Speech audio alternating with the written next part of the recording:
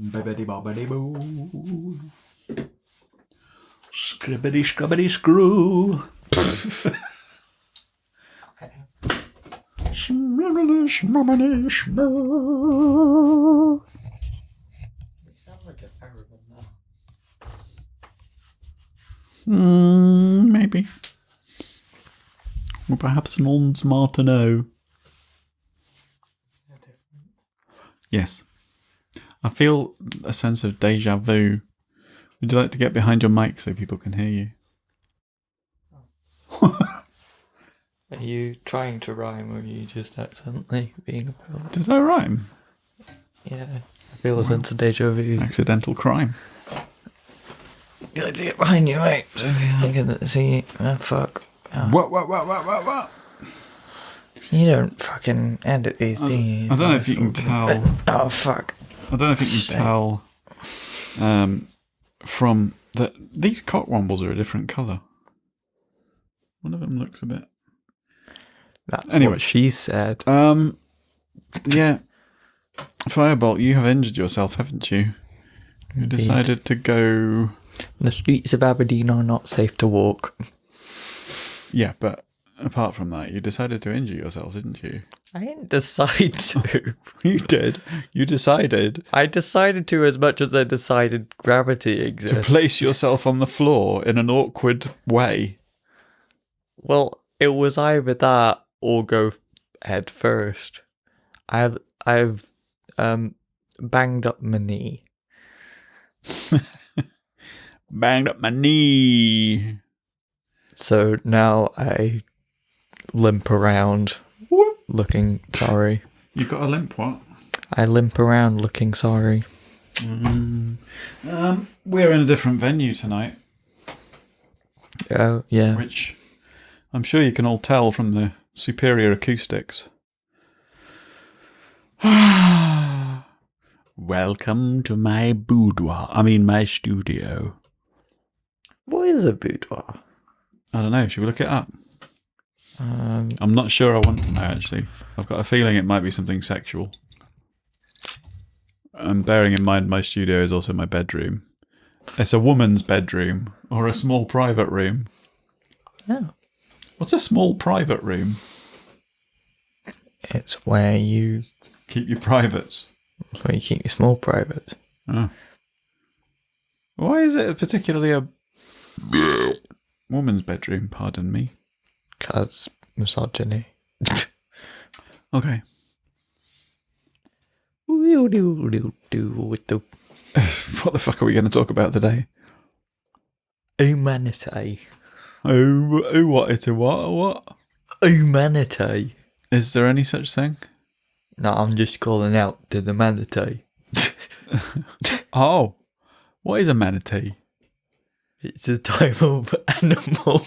Yeah, but what type of animal is it? Is it some kind of, isn't it some kind of marine animal? I think it is. From the big blue wet thing. Almost. It nearly got me. Oh, what the fuck? This is going to be supreme. Uh-huh. I feel like chicken tonight. I've got no idea what we're going to talk about tonight. You're knackered and still half wasted and hungover from last night because you drank half a bottle of voddy. That I woke up very confused at 5 a.m, genuinely thinking I'd started bleeding and being a bit confused because I was dressed as a vampire as to whether those things were linked. Was it vomit? Well, it was vomit, but it was really red for some reason. Red vomit? That's worrying. I think it might have been the Coke. Perhaps mixed with the tomato sauce on your pizza. Yeah, maybe. And the meat. I don't know. It added to my costume. Although sometimes I find, if I'm very pissed or slightly hungover or whatever, it affects the colours in my vision. Sometimes colours are different when I wake up with a hangover. Okay. But okay. That's it. That's all I had to say on the subject. Yeah, I've had a very strange 24 hours. I've had a very strange 49 years. Oh, that's true. No, What's going on? I was playing Never Have I Ever. I'm back delivering pizzas. Go on. Drank quite a bit. You did. Due to that. We did. I thought it was fine, and then I think I fell asleep while watching something. Yeah. And Vodka does that. then woke up. Did you finish that last drink, by the way? What? You said you'd poured another drink at the end of your Never Have I Ever game and you still had some left. When you came in here and I was trying to get my assignment done. Remember that? And you lay on the bed and listened to my noisitude. No, at that point I was onto straight vodka. I'd run out of Coke. Yeah, but what I mean is you'd put another one and you said, because we'd discussed you having some water before you went to bed, and you said, well, yeah, but I've still got a drink left that I just poured. Oh, I can't remember. I was very fucking pissed at that point. I'm appropriately enough drinking Corona Extra. I've got Sam Adams.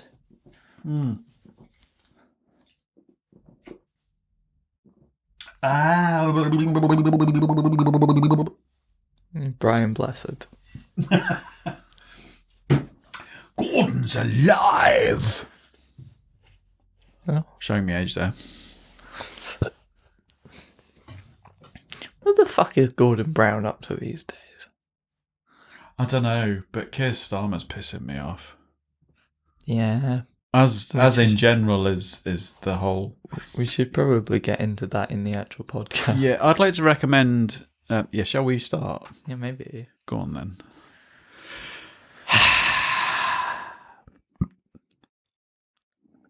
Helen. As if I'd let you. I saw it coming that time. That's what she said.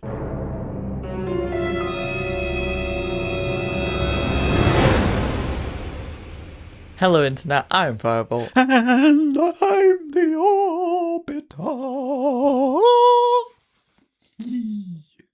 You seem in a very chipper mood. Oh, gotta be, because we've got to get... Well, it's like I've been at work and it's nearly 9:45 in the evening and I've got to potentially keep going for another... how long have we been recording now? Yeah, possibly a couple of hours. Don't know. Will we make that much today? Yeah, probably. It's quite a big subject. Welcome to... Is it though? It's getting smaller though. Can you fuck off? It's getting smaller all the time. No, it's getting bigger all the time. No, well, I suppose. Yeah. But it might be getting smaller soon.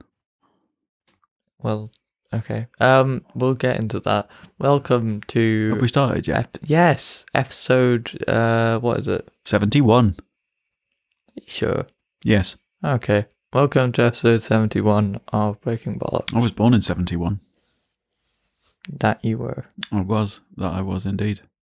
Did you know that 2050 is as close to today as 1990? Yes. Well, it doesn't feel like it, does it, though? No. Okay, well, this is... Well, you weren't even alive in 1990, so... Yeah, but I still have that sort of, like, vague sort of... I was already having sex and taking drugs in 1990. I mean, I guess time does pass quicker in that sense. A bit like 30 years ago, probably. Yeah. There was something that came up the other day. Genesis are going on tour again, apparently, and there was people like Facebook's full of fucking idiots, obviously. People still saying it's not Genesis without Peter Gabriel. It's like, the guy hasn't sung with them for almost 50 years, yeah?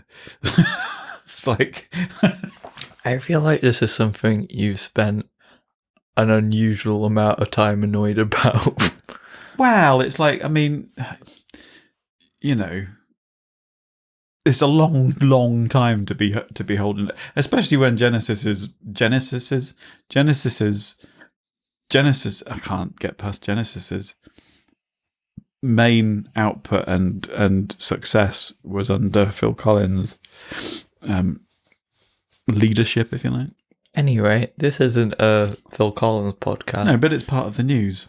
Okay. Tim Minchin's doing a live online concert thing Okay. where you can come and sit next to him on his piano stool. How does that work? Well, not literally. I mean, virtually. Online. Well, yeah, but like, is that like VR? Oh, I don't know. No, I don't know if he's doing it VR wise. Just kind of. But he's selling tickets for it. That's the other thing. Oh, yeah, lockdown's happening. Oh yeah, when this goes out, England will be going into lockdown that day. There's quite a big thing that you're missing out here. Oh yeah, but The US election will have happened by the time this goes out. yeah. So how the fuck do we talk about that now? Well, we could sort of speculate, but yeah, but it's gonna potentially be completely fucking wrong. I mean, there's only two ways it can go. and there are multiple ways it can go. Depending, I mean, if Biden wins, there are multiple ways that can go. Yeah, what do you think will happen if Biden officially wins on Tuesday? Is it or Wednesday? Early hours of Wednesday morning here. Yeah. Do we know how long they take to count the votes anyway? Well, that's the thing. A lot of them are going to be early votes because, like, people don't want to go to polling stations because of coronavirus, and disproportionately, those are Democrats. So they have theorized that there's possibly going to be a situation where the results on election night might favor Trump, but once they actually count up all the mail-in ballots, like. This is That'll change. I was going to say it's a slight digression, but actually it's a complete change of subject. And talking about, I'm annoyed about, I'm getting ranty about dicks on Facebook. Somebody complaining about the Black Lives Matter thing. What was it? It was that was it. There was The Chase had put up a question to celebrate the last day of Black History Month. Had put up a question asking, giving options as to when the Black Lives Matter movement was founded. And it was like 2013, 2015, I think, and 2017. No, 2017, 2019, I don't know. They were different years anyway. And some cunt had put, who cares? You don't get every other damn nationality complaining about how hard they've had it. So I had to respond. I'm afraid. I said, you do know black isn't a nationality, right? Yeah. I don't know. I mean, I used to respond to people on Twitter like that, but you just sort of give up after a while because people that go on there posting that sort of thing aren't looking to have their minds changed quite clearly. No, but they're inviting people to rip them a new one, aren't they? Yeah, I guess it's cathartic. Yeah. But read the election. This isn't really any particular news. I just thought it might be interesting insight. Today, I am part of the Aberdeen Model United Nations, and Model. Yeah. Sorry, I didn't know if my ears aren't hearing correctly because I thought you said modern. I said model. Okay. They do this thing called Crisis, which is essentially instead of playing like a country, you play like a specific character. In this case, it was the American election. I played Cedric Richmond, who I legitimately never heard of before this. Is he real then? Yeah. Oh, okay.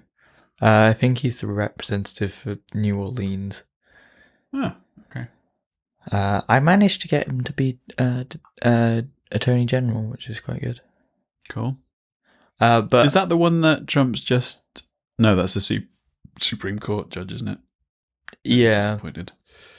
But basically what happened in that, this isn't really representative of what would actually happen because we have far less to lose, obviously. So Trump won the election only just in our one. We managed to flip Texas, though. I was part of the Democrats, by the way. So we got Joe Biden to kill himself to lure Trump and Pence into the same funeral. And we tried to assassinate them, but I still don't understand fully why, or like what the rationale behind this was. But Mike Pence was wearing a suicide vest. So they shot that. This sounds like it was a dream. Rather than a... I was very confused. Is it like a role playing thing? Yeah, I was very confused at the start of it because I'd never done this sort of thing, so like I didn't really know. I think I spent like half a day just sitting in Washington going, oh, what should I do? Yeah. But yeah, so they both died. Nancy Pelosi, who is a Democrat, ended up being president. A white nationalist militia rose up in Michigan, and then civil war broke out. So it was an interesting day then. Yeah. I feel more relaxed on this podcast because I'm just like chilling out in my room instead of being sat at the table, feeling all official. And so in other news, as first representatives this year of Aberdeen University Bridge Society, is that what they're called? Bridge Club. Me and my partner came third in the tournament. You keep brushing your fucking piano thing. It's annoying. Oh, I could play as a tune halfway through the podcast. You could, but you won't. Nah, I haven't been practicing. Don't tell my teacher.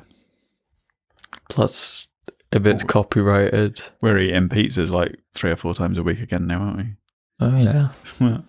Very healthy. Very student. I'm gonna fart! Pardon me.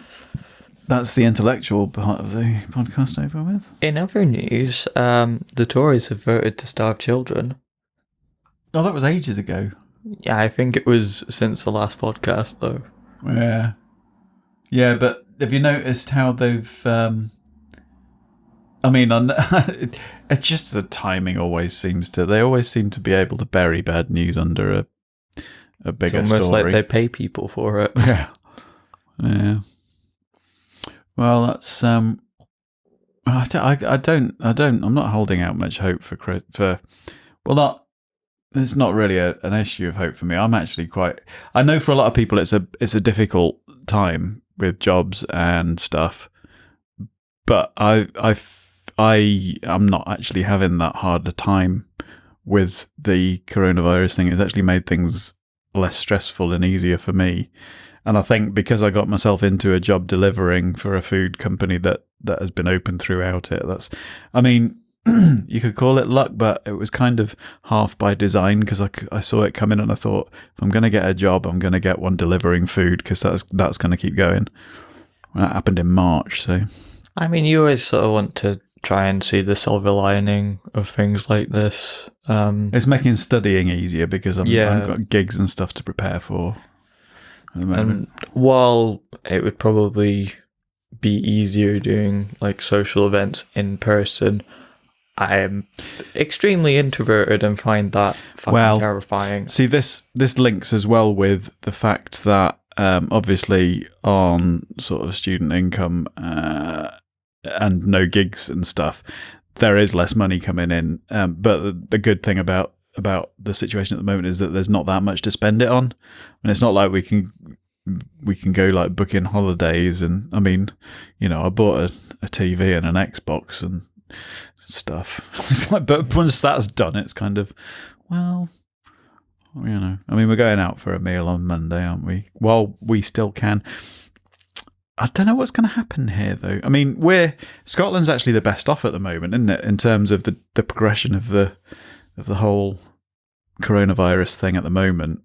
Yeah, I think that's because we've kind of pretty consistently been in lockdown. Like, we haven't like had a not full lockdown. But... No, but we haven't lifted it the same way that England did, and then had to go like quite drastically into something more severe. I mean, we haven't been allowed in each other's households for quite a while, have we?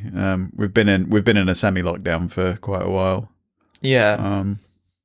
So it's like we are able to, at the moment, keep things going pretty much as they have been, in that we can't go in each other's houses, but we can meet one other household at restaurants and stuff. Whereas in England, from the day this podcast goes out, all of that shit's going to be shut down. Basically, it'll just be supermarkets, hospitals, essential workplaces that can't work from home, schools, colleges, and universities, which... I mean, it's really... You can't... I mean, you can criticise the government for the way they've handled the whole situation, but you can't really pretend that there is a win to be had. They could have done things a lot better, but at the same time, there isn't a right way to deal with all of this from where we are now. There probably would have been at one point. Well, I mean, you could start by like actually properly going into lockdown early. Yeah, that's what I mean, but it's too late now. And the other thing as not well is telling lockdown. people to go out and eat. The thing is, as well, with the lockdown, it's like, I'm not saying that they should shut down schools and colleges and universities, but if they don't, it's still gonna... I mean, even though that it doesn't affect the younger generation as badly, they still carry it, and they're still going to be coming together and then taking it home. Up until at least 2nd of December is the way it is at the moment, isn't it?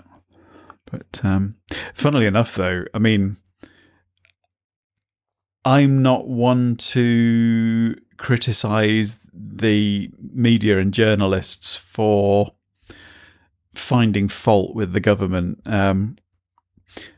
And I completely like the fact that Laura Kuenssberg's brought this up, but I thought some people are not going to like that she's even thought about it, is that there is the beginnings of some people saying, well, the situation's been handled so badly, you could imagine that it wouldn't be too far-fetched for people to start looking at demanding another general election before the 5 years is up, because Boris has fucked it up so monumentally. I did see something about Boris Johnson basically complaining that he doesn't earn enough as Prime Minister, so I think there's a non-zero chance that he might just get bored of it, essentially, and go, well, actually, I have more power elsewhere.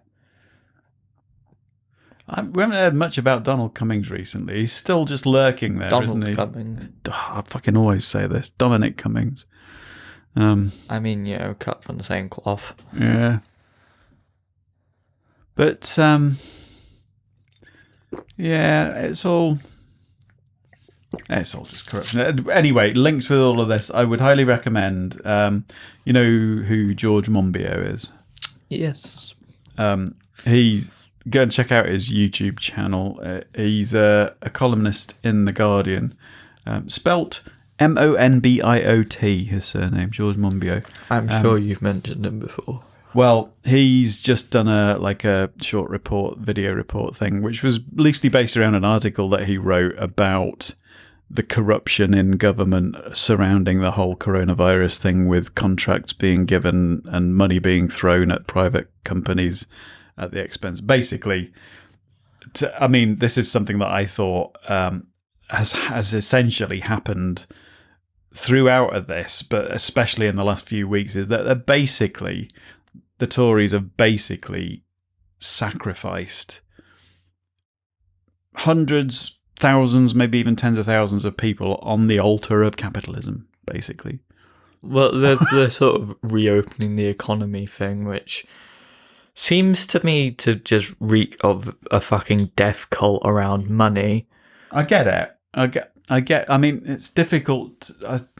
I don't agree with the principles of capitalism, but it's difficult to think of in terms of an entirely different system when you've been in that capitalist system your whole life.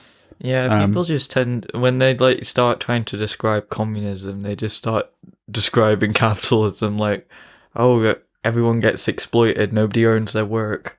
Yeah. But I mean, there was a whole thing. There was a guy. Basically, what I'm trying to get through to, and I'm not doing very well at it. Double Down News is a channel on a crowdfunded channel. You can subscribe to them on Patreon apparently, but Double Down News is a channel on YouTube, which is basically, I don't know if it's run by George Monbiot, but he has a lot to do with it. Basically, non-capitalist reporting that's not under the umbrella of like Rupert Murdoch and all his cronies, trying to be honest about stuff without any sort of payoffs. They're funded through Patreon. But there was a guy on there who was talking about the weaponization of anti-Semitism. Right. This segues quite well into another news item. Jeremy Corbyn has been suspended from the Labour Party. Yeah. Well, yeah. I mean, you say the Labour Party. I don't know. The Labour Party aren't. The Labour Party are as much the Labour Party now as they were under Tony Blair for me. There's a lot of people are saying people seem to like that for some reason. Well, yeah, but that's the. I mean, seeing Keir Starmer coming out basically saying that Jeremy Corbyn made them unelectable and stuff, and it's like, well, he very nearly did it. To be honest, if it weren't for Brexit, he probably would have stood a good chance. But the ideology seems to be changing the political position to give you a chance of being elected. And it's like, well, where's the principles in that? You know, I mean, Jeremy Corbyn, you can't say that he didn't stick to his principles. Like, yeah, I mean, he's basically an old hippie, isn't he? But he didn't kind of. And I think this idea, the guy that was on the Double Down News thing was actually, I think he had Jewish parents. So he was brought up Jewish, and he was just really insulted by the way that capitalism has basically hijacked that whole anti-Jewish thing and weaponized it. Yeah, it does really very insulting. Much strike me that that's what people focus on, which, while there definitely is anti-Semitism there, I personally don't think like that was really the leadership that was doing that. They probably could have done more to stop it, but the thing is, I think some of it is, not all of it, like you say, there probably was a certain amount of anti-Semitism there, but it's difficult that I'm sure there's not a defined line. I'm sure there's a grey area where you get people criticising Israel and then you get people reacting to that criticism. And it's a very fine line to walk between actually then it beginning to get sucked into, you know. I think that's people basically conflating Israel as representative of all Jewish people. Either there is some people criticizing Israel using that as a justification to criticize all Jewish people, but also some people who take criticism of Israel that has nothing to do with that as being criticism of all Jewish people. Well, it's a difficult one, isn't it? Because Jewish means two different things. I mean, they're very closely linked, but there's the Jewish culture, there's the Jewish kind of... generally... I don't know if you'd call them a race, but... Well, there's the religion side of things, and then it's like an ethnicity. Really. Yeah. generally people seem to talk more in terms of the ethnicity. But imagine, I mean, that would be the same as people assuming that if you're white, you're a Christian. I mean, it's basically sort of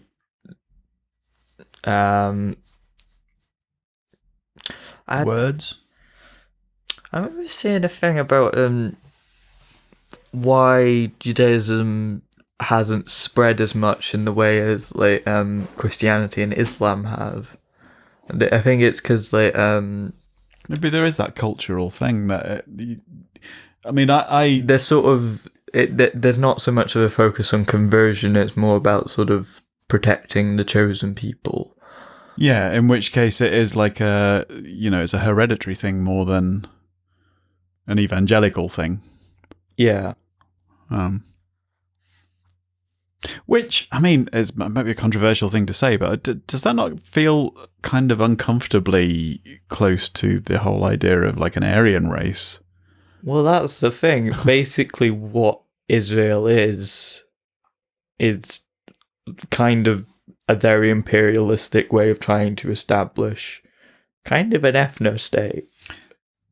And already, us talking about this, it's a very difficult subject to not think, am I being, could I be coming across as anti-Semitic in what I'm saying? It's a complex subject, isn't it?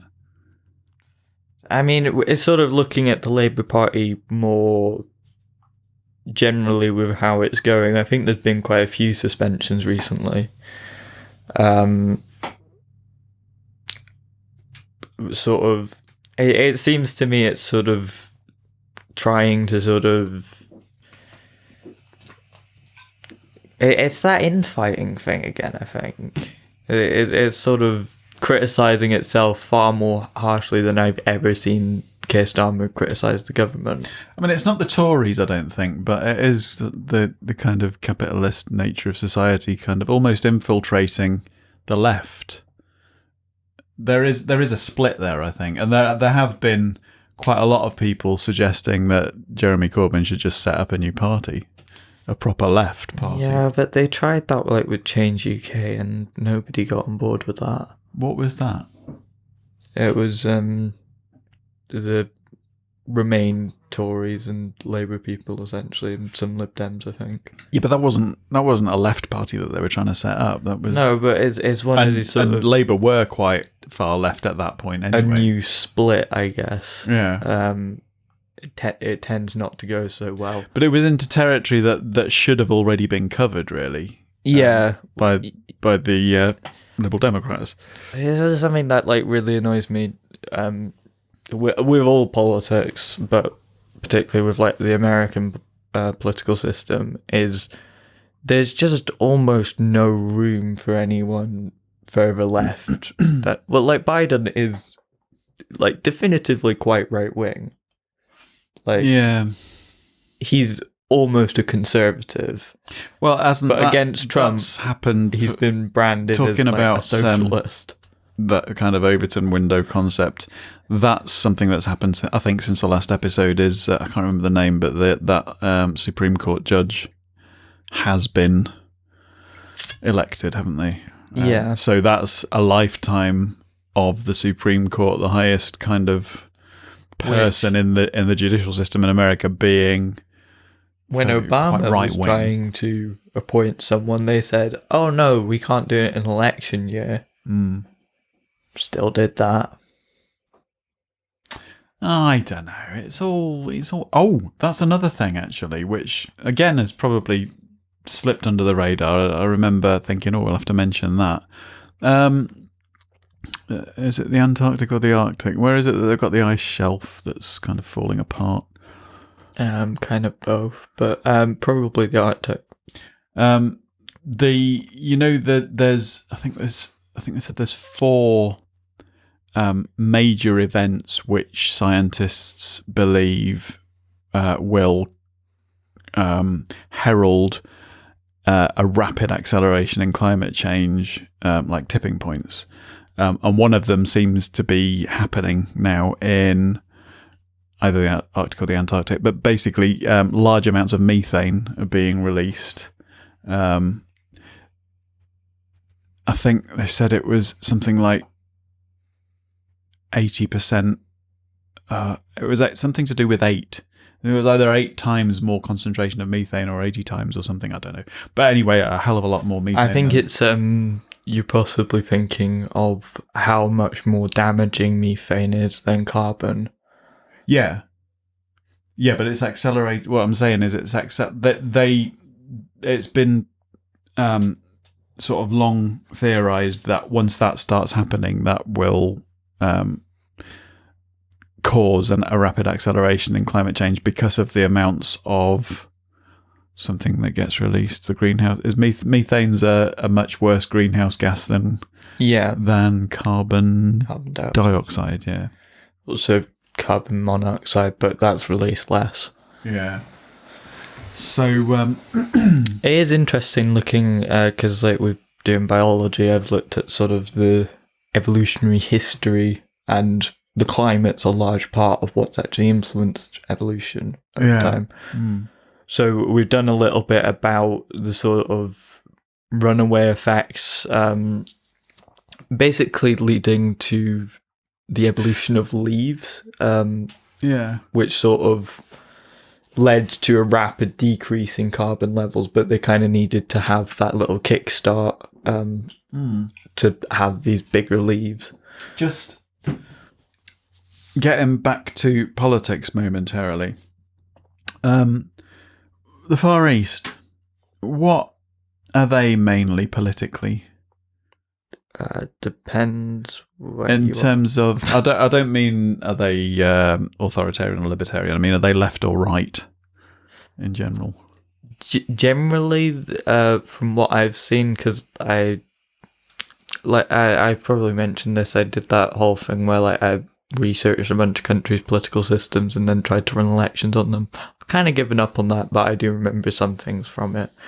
Generally, because they didn't really have that whole Red Scare thing as much as the West, that Overton window's a lot further left from what I can garner. But, it'll vary quite a bit, especially with like America's influence in Japan and South Korea. Yeah. But it's just I found it interesting that the Far East, and quite a lot of countries in the Far East, and also New Zealand as well, seem to be the countries which are all but back to normal with coronavirus.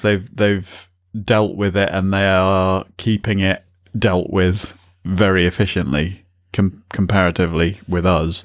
Well, a lot of them would have, a lot of the sort of, like China and even India, also Japan, would have had those face masks partially for pollution already, but also I noticed like Japanese culture is a lot more focused on like cleanliness. Yeah, they don't. I was hearing they don't do tissues. No, well, they have like the bidets, don't they? Yeah, it's like toilet paper. Well, yeah, but I mean, you get them in France and Spain and that. But well, not instead of. That's in addition to. Yeah. Well, I mean, toilet paper as a concept doesn't really make a whole lot of sense when you think about it. But the idea of blowing your nose on a tissue, that's not something that they do. It's like they either let it run or they wipe it on something, but they don't put it on a tissue and then, put the tissue in a bin sort of thing. That whole thing of a handkerchief is not a thing they do. All right. Because I suppose it's basically capturing germs on a particular thing, isn't it? It's not kind of. Although I don't know if this is bollocks, and I don't really want to spread bollocks if it is bollocks, but don't want to spread your bollocks. No, I did read something about. I shouldn't bring it up because it's one of those things that could be utter bullshit, and I don't like saying things like that. Well, say it, and then we can fact check it. Okay. I read an article somebody had shared about the problems that have happened with pandemics over the last century. There's been two, isn't there? It's been the one that was like about 100 years ago. Is it 1912? There's or something? a one of them, pandemic like, virtually every year, but 1950s or something. But anyway, basically saying that one of the biggest killers turned out in the end to be bacterial pneumonia because of the face masks that were kind of capturing and what would you call it? Concentrating germs. that's not how the immune system works. No, it did. That's why I said I didn't really want to. Pardon me. If your body can't just get rid of an infection on its own, it'll produce antibodies to try and deal with it. And that's kind of where you get your symptoms from. Yeah. But so it couldn't have been bacteria building up on face masks then. That couldn't contribute to an increase in pneumonia. No, because your body kind of learns how to deal with it. It has your adaptive immune system has memory essentially, which I think most people know. It's just sort of the details. Although it has, it does look like people over time who've had coronavirus lose the antibodies and can catch it again. Well, it won't always produce antibodies, because if basically you have like the sort of several lines of defense. Yeah, but what I'm saying is people who have had the antibodies, that after a few months they've disappeared, and so basically that whole thing about being immune to it if you've already had it doesn't seem to be holding out with coronavirus. Well, yeah, they basically because I've the module that I've just done on my other course is on microbiology and disease, so it gives some interesting insight. What my lecturer was saying on that was they basically aren't finding antibodies as much as they'd normally expect to, so they think that the innate immune system is dealing with that first. Right. So it never really gets to the point where you produce specific antibodies.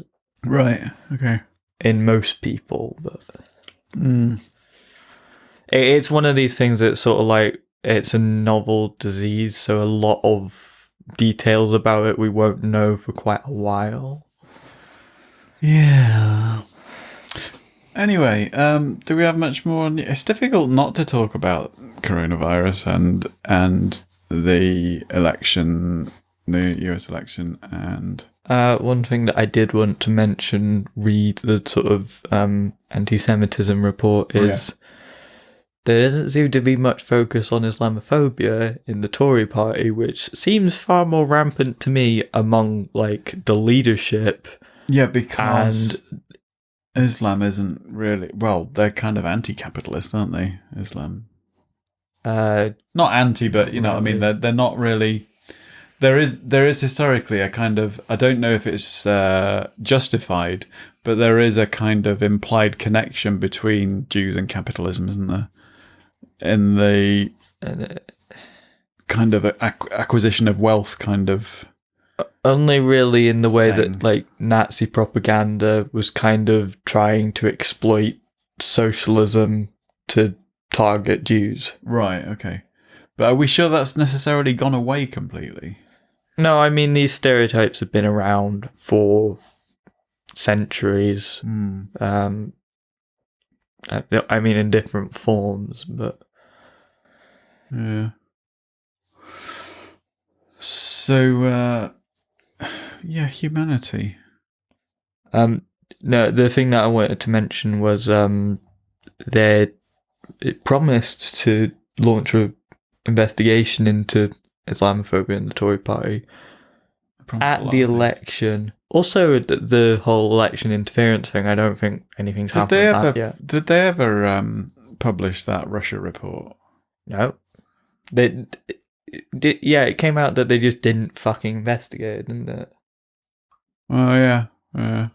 They just forgot to do it because it would be wildly incriminating. I don't know. It's just like you get jaded. I mean, at least I suppose in Scotland we've got the potential for a get out clause, if you like. See, I find it funny getting emails from the Labour Party because I kind of used to like sign petitions from when Jeremy Corbyn was there. So I get emails occasionally talking about how I should vote against the SNP here.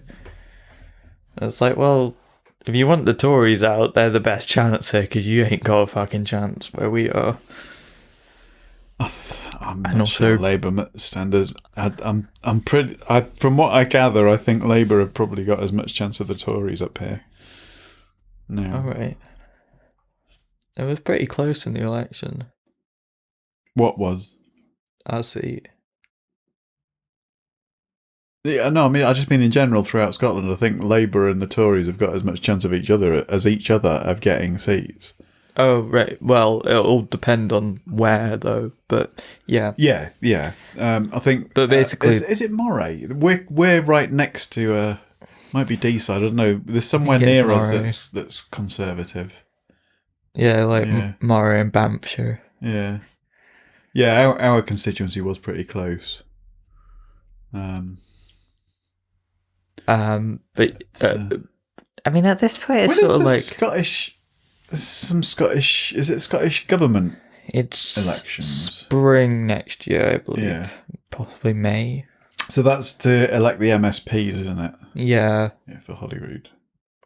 I don't know. With that, I'd probably vote Green, but it depends on whether I need to do any tactical voting because we have a different voting system. Yeah, we do. Yeah.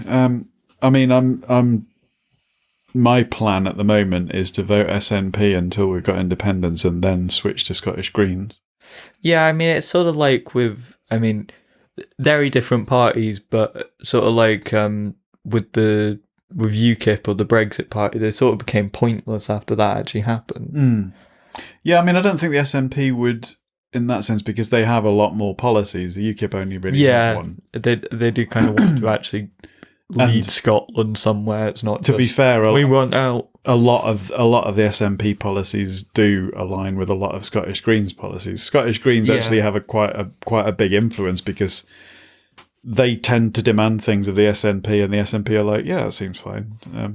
Just it's a very different experience watching Scottish Parliament like proceedings, like the debates. It's just like someone brings something up, it actually gets dealt with. Yeah, they're not just like screaming at each other, going right. Although you do get the Tory and to a certain extent the few Labour MPs that there are, MSPs, should we say, do tend to be quite vocal in their moaning and whinging and criticism, and it's just like it tends to be sort of it's just so predictable, sort of piping up about the union. It's sort of little snide sort of, oh, well, we need to stay in this thing because that's your main policy, even though it could be talking about an entirely different thing. I don't know. So, yeah, I mean, we're supposed to be keeping travel between the four nations down to a minimum. Yeah, Wales is essentially just shut down. Yeah, they're at the moment, but I can't remember when it's due to come to an end. Their national lockdown is due to come to an end soon, I think, because they did it over the school holidays, I think. Does anyone know what the fuck's happening in Northern Ireland? I think they're under quite a high lockdown. They've got quite a high concentration of cases because they measure it per cases per 10,000 or something, don't they? Or cases per 1,000, I don't know. Generally, Scotland's the lowest. 100,000, is it? It depends. Well, whatever it was that they're measuring it in, I think they had about 180 per whatever. I think England was... I mean, obviously it's across the whole country because there are places where there's a lot more and places where there's a lot less. But Scotland were only like 100 cases. I think Wales was like about 100 160 or something in England. No, Wales was 140, and I can't remember. Scotland's got the best at the moment, the best rates, or least bad rates, should we say? I mean, I think it's the most sparsely populated, and we've had pretty good, consistent rules as well. Yeah, I mean, the Central Belt's been... Yeah. I noticed it when I went down to get my eyes done today. I really noticed. I mean, there were a lot of people around in town, but it was really difficult just getting something to eat, really. That wasn't just like a takeaway kind of, you know.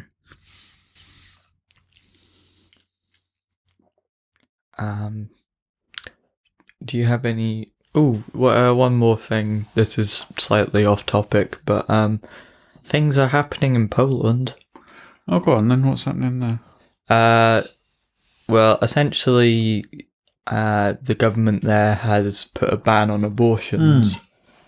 And I think one of the largest protests since the fall of the Soviet Union happened. See, did they not try this a couple of years ago and they had a massive protest at the time? I'm sure. It might not. The last time they tried to ban abortions there was a massive public outcry about it, and they ended up backing down. I do not remember. No, I don't remember it. It was just in the news item that was about this particular thing. Yeah, I think governments of Poland and Hungary have been slowly sort of breaking down like their constitutional rights, kind of. Yeah, on a kind of semi-linked subject, I suppose. I did notice that the Scottish government have... I don't know if it's definitely happening yet, but it looked like it was very close to being agreed to happen otherwise, or it already has, that they're going to discuss assisted dying for terminally ill patients. I think New Zealand also just voted to legalise that. Yeah, there was reference to that as well. I think, to be honest, I feel like perhaps we're not as left as New Zealand here, but I feel like Scotland itself is a lot closer to New Zealand than it is to like England politically. I mean, cheap fuckers as well. That's the Welsh, isn't it? And I mean, depending on what football team you support, you get called a sheep fucker here too. Yeah, I suppose. I don't really do football. One of my choir members tested positive for COVID 2 weeks ago. Oh no. They older? No, my age. Okay. Apparently on the mend, but they just felt awful apparently for the last couple of weeks, and they're still really fatigued with it. Yeah, that's something that was talked about. We had like a brief intro to epidemiology in general. What are you saying about that? Generally, they tend to talk about death rate, but what's kind of more important to like medical professionals is how many years of someone's life it's going to take. Morbidity rather than mortality. Indeed. Okay, I believe we are about ready to segue into our actual subject. Possibly, yeah. Quite a lot of news. Well, I did. I mean, we're not going to do it, but I did float the idea of rebranding as the Breaking Bollocks report, didn't I? But we're not going to do that. I just it is kind of half and half, really, isn't it? Because I mean, whatever subject we're talking about, it is difficult to keep talking for. I'm sure this didn't used to be 2 hours long when we first started. I'm sure. I think it was an hour at first. Yeah. But then we started doing like the streams. Don't cross the streams. No. I'm going to go get another beer so that you have a convenient edit point. When you say go get another beer... Well, I'm going to walk over there, but it might take me a while. But it's not really going to be... I'm not going to have to edit it, am I? Because you're still here and I'm still talking to you. It might take a while. Yeah, but Oh, I've got an itchy leg. What did you think of Samuel Adams' Boston Lager, by the way? It was nice. Cool. What are you on now? I am on Desperados tequila flavored. The strongest of our beers. For tonight, yeah. Hopefully I don't overdo it and spew again. But. Yeah, that would be a bit annoying.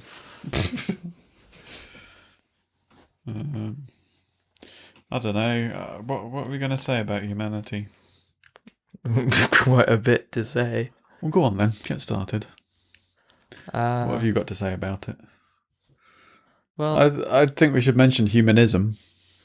yeah. What do you want to start with that? Okay. Well, I just did. I just mentioned it. Basically, what humanism is, for people that do not know, is sort of because I am an atheist humanist, basically.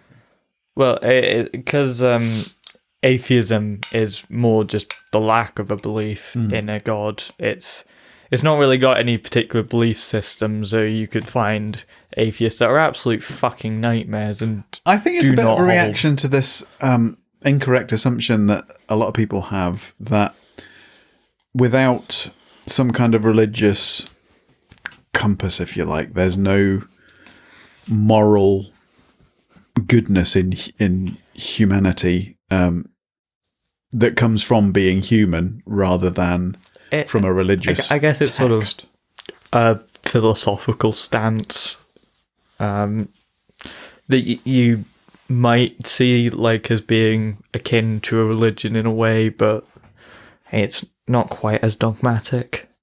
No, and I suppose part of humanism is accepting that religion is a part of humanity. It's just that it's not the guiding principle. It's just something that has been a part of humanity over the years, and humanism tends to look on it as a kind of, it's not a necessity. It's something that some humans do, but the goodness, the kind of the moral compass, if you like, comes from the fact that we're human and not from some divine.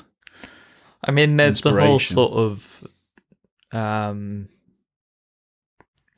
not believing in God type thing, but then there's also like pushing for various human rights, as well as we've talked about, like euthanasia and abortion, and just trying to sort of make things generally a bit more secular. And it's a kind of a positive view of humanity, isn't it? Because I think there is this. It's an antidote to that kind of negative. I mean, I know more about Christianity than other Abrahamic religions or other religions of any kind, really. And there is that vein to it that we are, in Christianity, that we are all sinners, you know, that we've all fallen short of what God intended, and that it's through the belief and the following of the religion that we redeem ourselves, if you like. Whereas with humanism, it's like, well, no, there is inherent hope in humanity. We've got this far. We are highly adaptable as a species. We are essentially morally good, on the whole, and there is hope for us as a species. Yeah, I guess it's sort of the optimistic. It's sort of the optimism that you get and sort of sense of purpose, really. It's responsibility, isn't it? Yeah. That like you get we can be good. Because you sort of have that idea of like getting into heaven. That sort of is meant to give you purpose. But the idea is, for a humanist, is that we can be good for its own sake. We can be good because making people happy is nice, not because we want an eternal reward. It's sort of that, you find your own purpose type of thing. Yeah. I mean, I know there are a lot of people that are far more moderate in their religious views than some of those that you see. Like, what was that? The two-part Richard Dawkins documentary that was based on the God delusion. I think it was called The Root of All Evil. Right, yeah. And he went interviewing people, and there was basically the kind of religious people who don't see how anyone would have a reason to be good and to not do bad things if they didn't have a guidebook, a religion, or a god. And it's like, well, actually, to me, that's far worse than being godless, because it's actually claiming that if it wasn't for the fact that you were being watched or judged, or you would just steal and rape and pillage and just do all the bad things because you'd have no reason not to. I guess it's not entirely off of religion, but it's I sort of get that sense when people talk about like smacking children to like instill discipline. It's like, well, shouldn't they learn why what they've done is bad or wrong, if it is wrong? Because I remember getting told off for a lot of things that were like reasonable ways to break the rules. Yeah, and I couldn't really see why, because there wasn't a good justification necessarily. But that I think, I was going to say our generation, but I think my generation, and to a further extent probably your generation, as time goes on, are getting further away from that authoritarian outlook, and that whole kind of spare the rod and spoil the child thing is disappearing, because there is, for me, that whole thing about leading by example is far more healthy, surely, than just, I mean, they talk about it as though it's respect, but it's not, it's fear, really. Yeah. I work out what that tastes like. Tequila. Well, I've not had tequila before. It makes you happy. It's like limeade. Yeah, I'm not sure if tequila has an inherently lime flavour to it, but I know people do put like a slice of lime in tequila, don't they? Tequila and lime? I remember tasting that. Don't know. I mean, it looks like it's got a marijuana leaf on the label, but it's not. Is it like mint? Is that what they put in tequila? What's that? Oh, it's mojitos, isn't it? Yeah. Has that got tequila in it? No. What am I talking about then? I don't fucking know. I thought that said tomato then on my beer. What are we going to talk about with humanity? I feel like we've covered the whole subject already. You're very bizarre. Well, Being human. How long do you think this shit show is going to last? The human race. Yeah. Well, it depends on what you mean by the human race. Because how long has it gone on so far? Where do you draw the line and say that's where we became human? And what will the next line be? Are you talking about Homo sapiens in particular, or just like? Well, exactly. Hominids? What I'm not. I'm. It's not a rhetorical question, but it's. I think it's a. You know, I mean, we kind of. If you're talking about the quality of being human as a species, we have become more refined in that sense from what we were before, I suppose, in that there were primates. You probably know a lot more about this than me. Yeah. But in terms of the definition of what we think of as human now, we've obviously, as the eons have gone on, we've become more like what that definition is from wherever we were, even as microbes. You know. So it's. Would you describe it more as a condition rather than something of biology? I would describe it as an abstract concept, just like everything else. But what do we define it as? Well, Homo sapiens the sapiens part of it, I mean, sapient is to basically to be wise. Yeah, I mean, so is the word human isn't the same as humanity, is it? No, but would you say humanness is akin to being, I mean, superficially wise because we do a lot of stupid stuff despite our wisdom? Yeah. Well, we talk about it in terms of, rather than wisdom, we talk about intelligence, don't we? Yeah, and intelligent, why, that sort of thing. There are different kinds of intelligence. See, that's something that I'm interested in as well, I'm not sure if it's partly driven by wealth inequality. It may well be. That may be an evolutionary mechanism. But is there in the future going to be, or is there already beginning like a branching off of a less intelligent version of humans than... Mind you, wealth and intelligence don't go hand in hand, do they? I mean, there's not really a big barrier between two groups of human. I mean, there'll be like isolated groups out in the Amazon, or is there an evolutionary advantage where we are at the moment? Is there an evolutionary advantage to being well off, being not in poverty? Well, because evolution doesn't think in terms of justice, does it? It doesn't. There is no sense of right and wrong. It's just a question of whether or not somebody is more likely to survive. Yeah. And if that's the case, I mean, I suppose what we're really talking about is whether or not there's a genetic difference, whether or not poverty causes a genetic difference. Okay. Normally people look at that the other way around.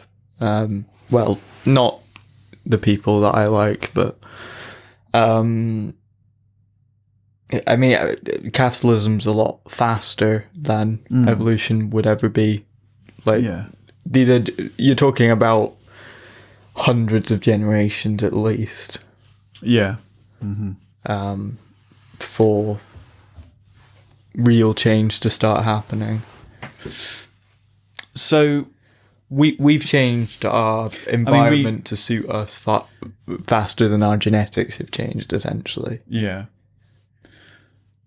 And I suppose when extreme events come along, such as climate change and viruses and stuff like that, as a species, how we adapt defines. I think that is our biggest asset as the biggest asset of humanity, and I think the thing that's kept us from extinction when other species haven't survived is our ability to adapt.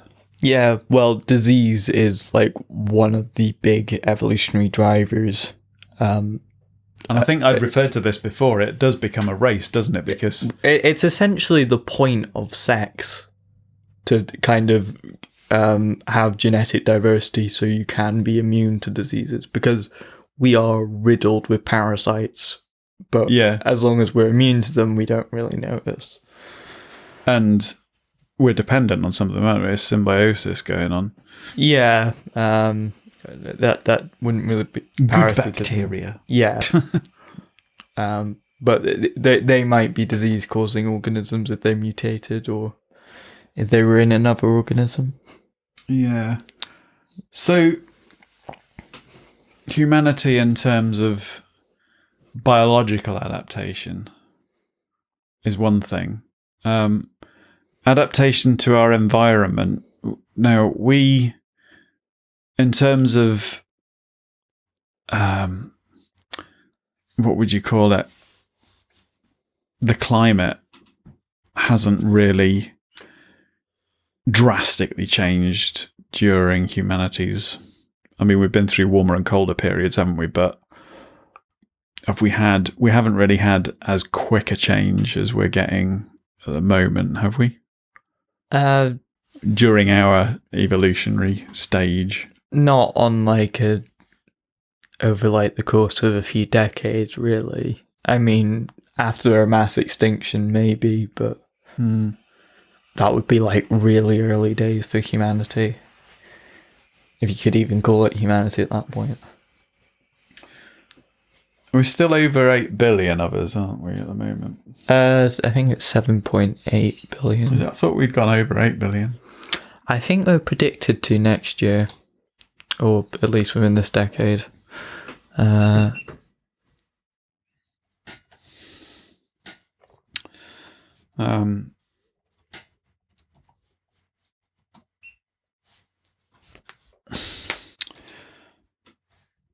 So, yeah, 7.8 billion. I mean, we're responsible for other species dying out, aren't we? Quite a few, but species go extinct all the time. Well, it's interesting looking at this. You've got projections up here on the Worldometers info talking about United Nations projects world population to reach 10 billion in the year 2057. How does that... I mean, unless there's a drastic change in the provision of food and stuff like that, surely there's going to be more and more people living in poverty. Because I mean, if we can't divide things up fairly between 7.8 billion, then what an I extra think 2 billion I've is kind seen of... a lot of is over this century is like Africa's probably going to industrialize and some superpowers are going to arise there, like Nigeria and Ethiopia, also DR Congo. Like those cities are going to grow quite a bit, which means they're going to have power because they have people. But do they have, or will they have the ability to create, to cultivate, like to farm the continent? I mean, because there's a lot of desert, isn't there, in Africa? Yeah, and that's going to be a big problem for a lot of countries with climate change because the Sahara is basically growing. Yeah. So they sort of have to actively fight against that as well as... And then in other places, you've got rainforests being cleared for like soya production. Yeah, well, it's sort of a thing of like, we've kind of gotten the chance to industrialize while it wasn't costing us too much. Yeah. And now that will actively hurt like Africa and South America a lot more, even though like it's kind of equivalent to what we would have done. Will industrialization be the same thing for them though? In other words, obviously, and it's still going on a lot, is the dependence on fossil fuels and the basically raping the planet, as I think of it. Or will they be able to take advantage of the cleaner technologies that we're kind of developing? I mean, like with all of that, surely solar power in Africa would be a massive asset that we maybe didn't have as much. And it would kind of be quite potential from expensive, I think, for them at the moment. But I've noticed China's in particular investing. Well, they got that whole like Silk Road thing, which is kind of like it.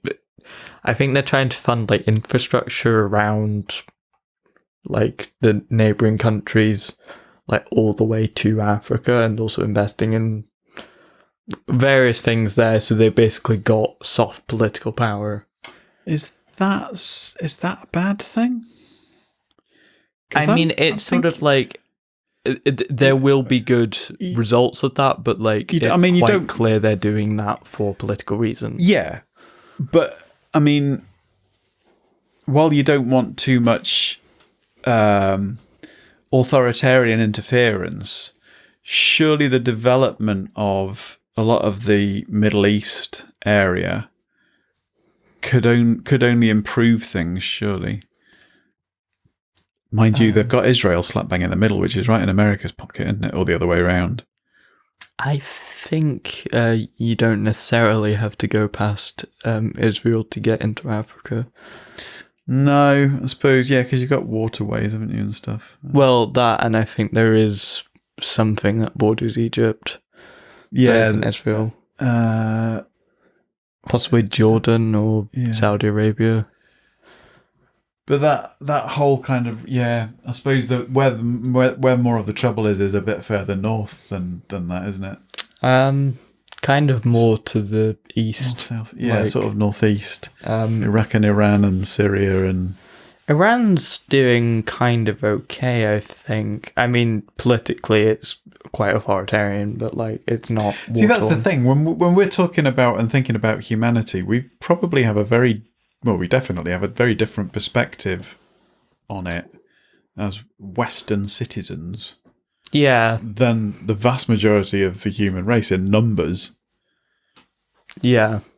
Well, like, I think more people live inside, like, if you do if you do like a circle around China and India and Southeast Asia, more people would live inside there than live out of it.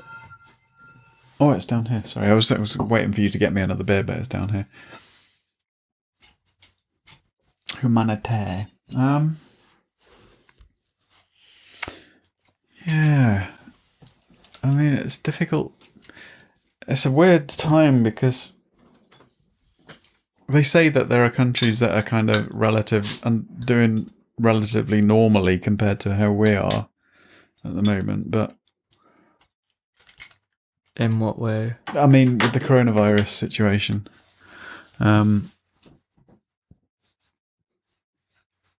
it's the further away we get from what was regarded as normal before, the more difficult it is to remember how it felt. I mean, I feel like it would. It's going to happen gradually, so it's not going to be as jarring as it was when we did that quick lockdown in March. As things return to normal gradually, it's not going to be that noticeable. But if tomorrow everything was suddenly back to normal, it would feel fucking weird to me to be going to the cinema and to be going out to eat in busy restaurants and to be potentially going on holidays and... Yeah, I mean, like, I've sort of had my first sort of venture into, like, going out on my own, which I imagine will be a lot more disorientating. Am I saying that right? When you have more people there in the crowds, that I tend to struggle with more. Yeah. I mean, the thought of going to a gig now. Yeah, I don't know how I just can't figure out how I had the energy for any of that. Like, going like into school 5 days a week and just doing so much. It's like I struggle now to just keep up with just sitting in bed all day, essentially. Maybe that's why, because you're sitting in bed all day. Yeah, maybe, but I mean, there is, to a certain extent, when you've got shit to do, you do just tend to get on and do it. I mean, when you go into uni for your practicals twice a fortnight, you're not really thinking, oh, I don't have the energy for this. You just get on and you do it because it's what you've got to do that day. Yeah, I nearly break down crying usually, but you know. Okay. What, just because you've got to go out? No, I feel like it when like things are awkward and minor things go wrong. Yeah. But like yeah, I get what you mean, like falling down. The moment I walked out of Union Square, that wouldn't have helped. But... hitting my fucking knee, I just had that all day. And like probably should have dealt with it or even looked at it, but like I just didn't want to because fuck that.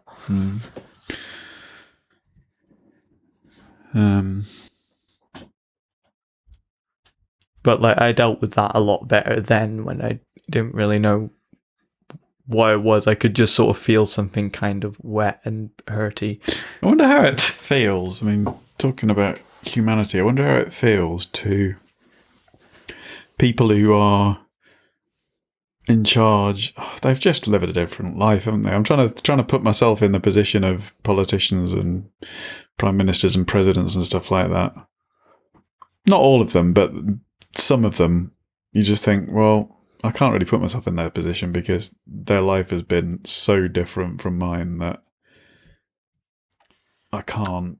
I'd never want to be a politician. I mean, I don't think I'd be good at it, but also like it just seems like the sort of thing where you just sort of lose sight of anything that makes you. It must be you. It's not the same thing, but it must, to a certain extent, be a similar kind of thing to a similar kind of concept to how you have to be as like a soldier or a policeman or working in the health service, and that you have to develop an ability to detach from whatever it is, from the humanity of whatever it is you're dealing with, because you've got to get a job done. And for a surgeon or somebody who works in A&E, you can't, when you're doing the job, you can't be dwelling on the human aspects of it. You've just got to fix someone. I guess that's kind of admirable when you're doing. But for a politician, you're lives. basically just looking at numbers. But like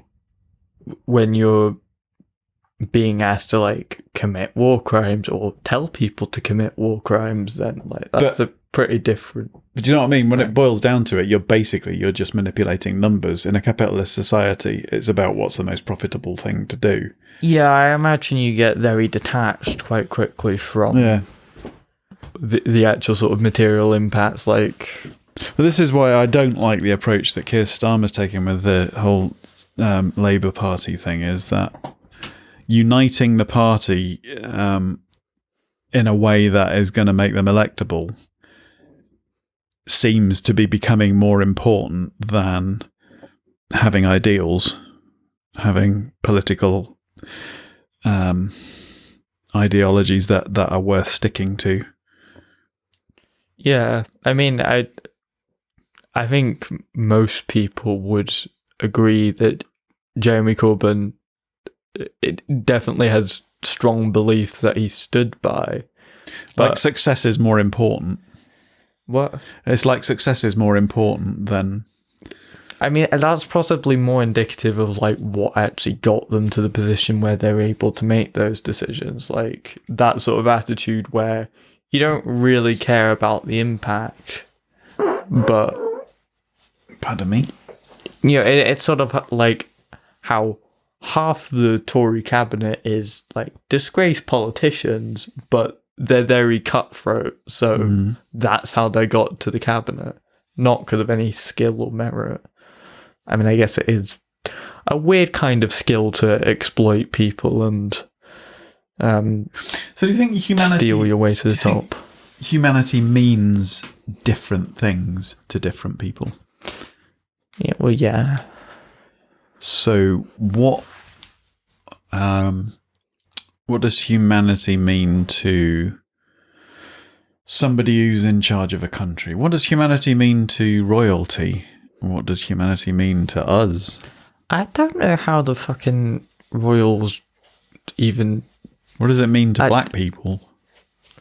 Well, there is that kind of thing of kind of the reason that you know how you were saying earlier about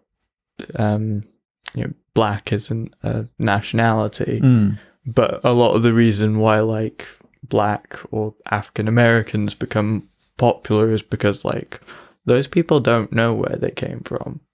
Like their ancestors were brought on ships, and it's sort of gotten lost in the annals of history. Oh right, yeah, I never thought of that because I mean, There's a lot that may have never been to the country of their heritage, if you like, but at least they know where it is. I think a lot of people are doing, like, trying to do, like, sort of pilgrimages almost to where they think they might be from, but because it was kind of very messy part of history. Yeah. You know, the slavers didn't really care about where they came from. Just trying to imagine in my mind how that would feel to not actually know. Well, I mean, it must happen nowadays, but I'm sure there'll be a lot more people who don't know where their grandparents came from rather than where they actually themselves came from. I mean, the only reason you're not going to know where you came from is if you were relocated as a young child, really. Unless not where you came from, as in, like, where you were born, but what sort of cultural heritage you might have. Yeah. But at that point, that becomes a lot more sort of, because a lot of different people were just brought together with that shared experience. So how does it feel to have English heritage? It's not great. Yeah. Kind of done a lot of shitty things. I mean, Scotland had as well. Like, they're as complicit in the British Empire as England, but. But if you go far enough back, I mean, I don't know. We had people coming from. I mean, there were the Vikings that came over, weren't there? There were the Anglo-Saxons, and there were the Normans and the Romans, and yeah, I mean, you need only really look at the English language to see that Britain's kind of got a bit of a clusterfuck of cultures. Before you even go into, like, the sort of mass migration of the 20th century,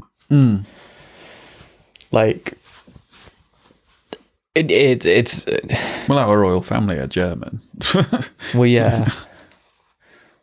I mean, medieval politics is weird.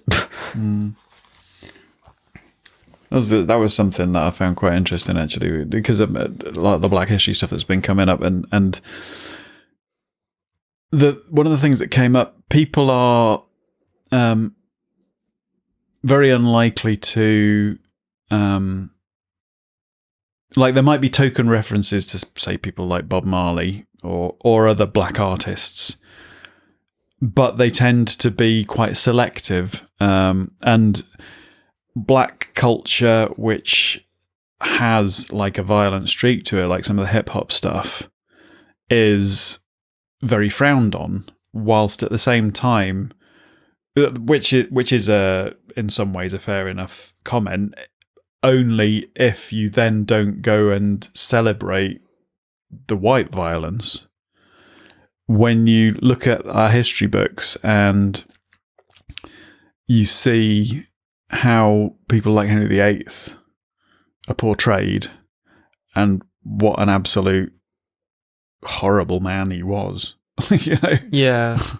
Well, it's like, that's just one example, but I mean, you look at something like, I mean, I know it's fictional, but a lot of the sort of inspiration for it is taken from what historical figures would have actually been like. Game of Thrones, like, it very much glorifies that sort of very callous nature in which, like, the people are almost, like, never mentioned until they're a problem. Well, you can go to the Tower of London and, as a tourist, look around torture chambers. That is really freaky now thinking about it. Like, and learn about how people used to, for entertainment, come to watch somebody get hung, drawn, and quartered. Yeah. I learned that. That's white culture, which is fed to tourists. I learned that in primary school. Yeah. About, like, absolutely, William Wallace. Yeah. And there's no issue with that for us in our white society to learn that stuff. But then there's deep criticism of anything which references black violence. I guess because a lot of that is a lot more relevant today. So it means you have to actually have that conversation and go, oh, actually, the world's not a nice place. Like, it's shitty for this whole group of people for no other reason really other than they were born on the wrong piece of rock, or their ancestors were. Which we've arbitrarily drawn lines around. Yeah. I wonder as well, I don't know the historical background behind it, but obviously there are common aspects between different races of human beings. But at what point did they kind of... I mean, it's not like you've got converging species, is it? We are all a single species. Where did we branch off into different races? I mean, that's not really a thing of speciation. Humans are kind of weird where we'll draw these, like, race isn't really anything that's like hard-coded. Like, it's just skin pigmentation. Is it like we have slightly different skin pigments? But is it a similar concept to having different breeds of dogs and cats? No, not really. Or not even that kind of... It's just like having different hair colour, really. Yeah. That's mad, isn't it? A different eye colour. Because, I mean, we have that and we're very closely related. Yeah. But we don't separate people on that. But in another version of history, what the fucking hell is that all about? I just don't get it. I am a humanist in that I'm very optimistic and I think we're adaptable and stuff, and I think we can get through it, and I think you've got to kind of approach it in that way to actually get anywhere. But it's so easy to think, we're so fucked up as a species as well. Yeah. It's like how do you come to terms with the fact that we do the things that we do as a species? And it's not just coming to terms with the things that we did, like the torture chambers and the crusades and all, and the slavery and all that. Or actually, I'm going to make an effort to learn from our decolonization of music lecture that we had, and rather than saying slavery, the enslavement of black people. I mean, was there any white slavery? I suppose not on the same scale, really. At any point in history. You probably were looking at like sort of chimney sweeps in Dickensian Britain, sort of child slavery in that sense. But exploitation, but that was kind of the standard at the time. It was maybe it still sort of selling is. there. Yeah. But anyway, what was I going to say? Yeah, but the chimney sweeps were paid somewhat. There's shit going on now, and I suppose there's always going to be bad shit going on, isn't it? It's the overall balance, really, that's what defines humanity as a whole. Because there's always going to be anomalies. You're always going to get crazy psychos, or whether or not they get any control, or how much influence they are allowed to garner. It does worry me with you can laugh at Trump. Do you think he's sane? But as sane as any of them are. You kind of have to be insane to venture into American politics.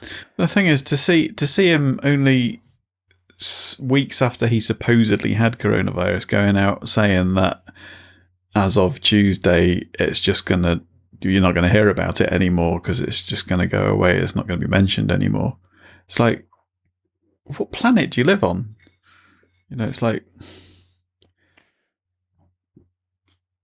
I mean, is he actually? Is he sane? Is he right in the head? No. But as much as you can laugh at like his various foibles and looking weird and having small hands, like there is a serious threat there of like America is, I mean, you could say there is already, but it's definitely venturing further into fascism essentially. Yeah. And we're seeing this rise of at least right-wing authoritarian leaders, which seems like a bit of a sort of nice way of saying fascist. Well, England seems to be doing the same, but not to the same extent yet. But the trouble is, even though that's happening, it's a general balance thing. There are still a lot of people who are perfectly reasonable and becoming more scared as it's happening. At what point? That's kind of what they feed on, though. Yeah. At what point do those people start to keep quiet because they're worried about repercussions? Well, there's a lot of perfectly reasonable people voted for the Tories at this election. A lot of people that had whatever reason did so, but I mean, you can say that they're wrong in that particular thing, but that might be because they're scared of the whatever EU immigrants or something else. They're scared of change. Do you think they have been more? Do you think they have been duped into thinking that the Conservatives aren't as dangerous as they are? Yeah, naturally. I mean, basically, by them being the status quo, they've kind of gotten that across, that they're not this kind of weird thing. We're still here as a country. Yeah. We're still here and we've been in charge for this long. I've had that attitude with a lot of people, more in the Cameron days, of like, oh, well, things are all right and they've been in power for a while. Don't rock the boat, like better the devil you know sort of thing. But then it's like, well, no, everything's not okay. Like, poverty has seen a massive increase, especially for children. That's the point, isn't it? For a lot of people, things are okay.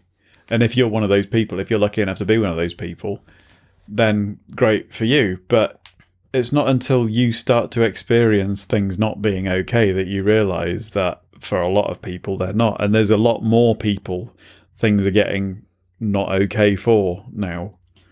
Yeah.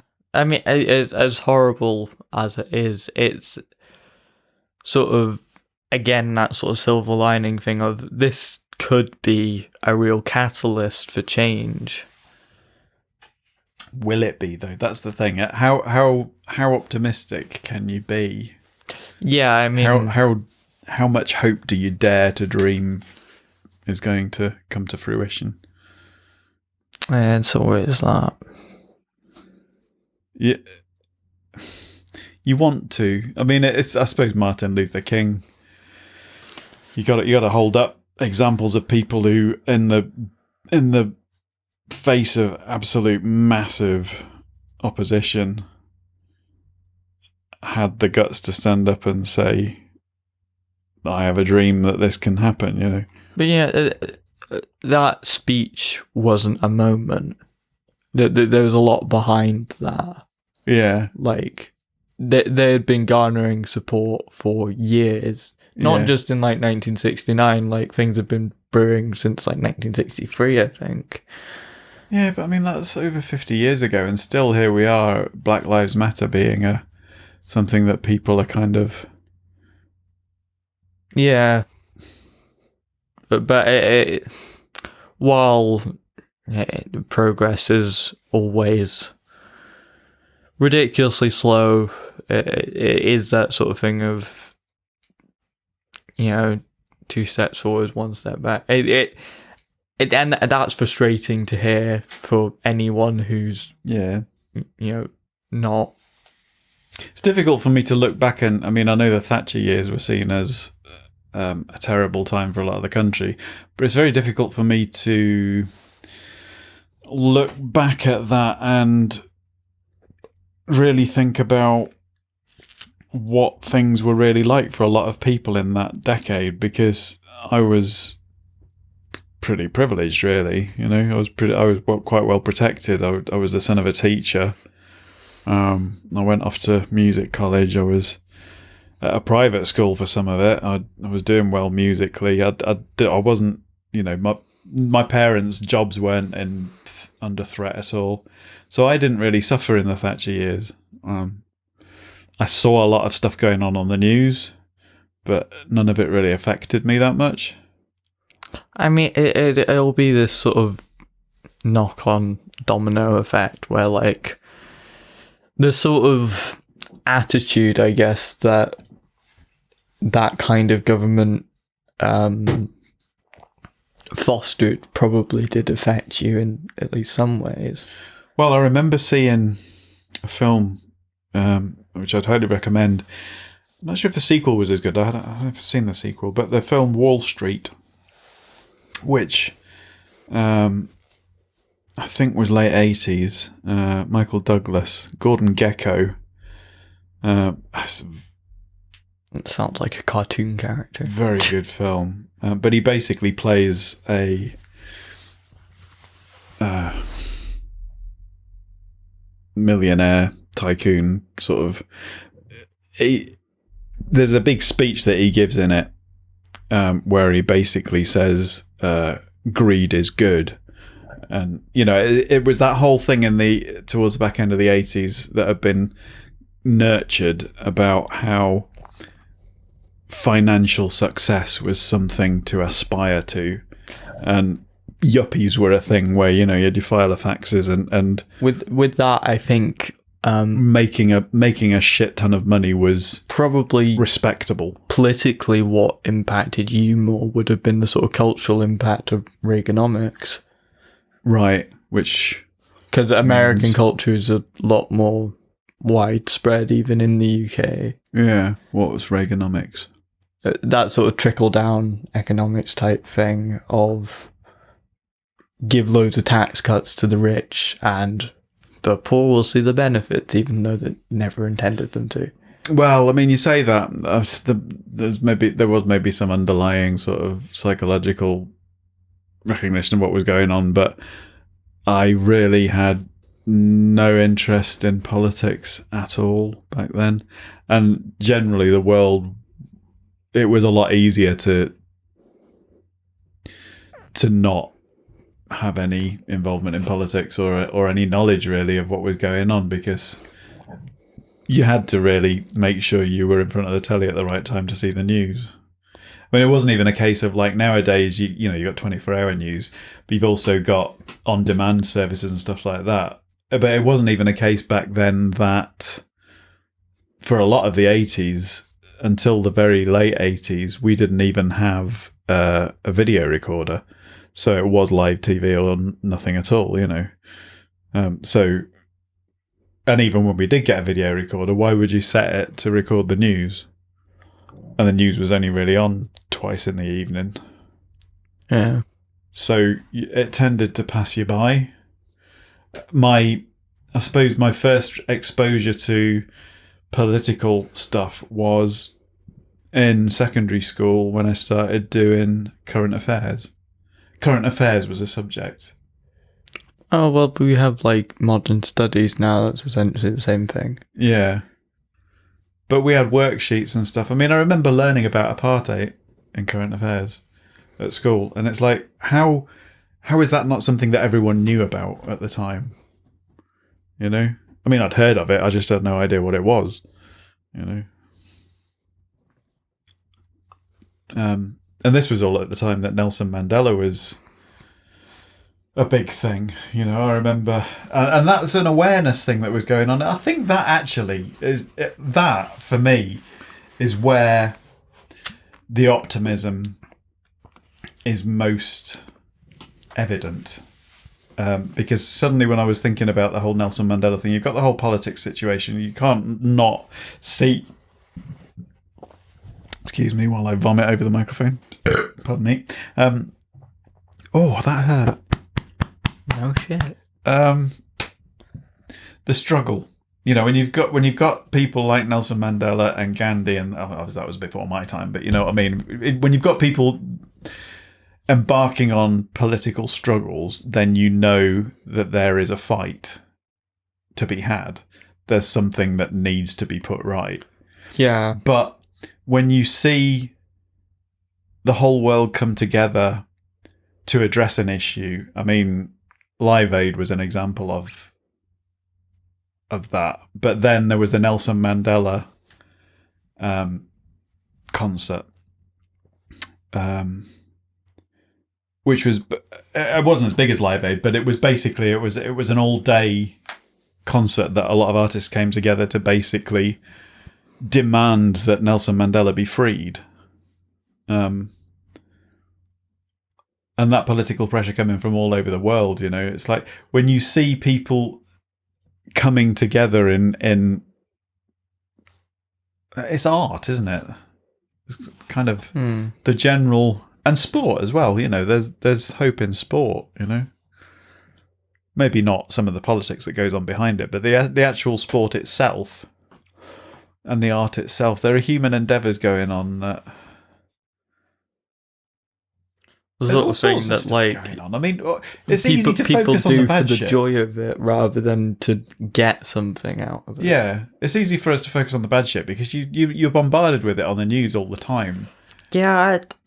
But there's so much going on. I mean, there's scientists, there's people pushing back the boundaries of human achievement and knowledge and learning about the universe, and hopefully that'll be me soon.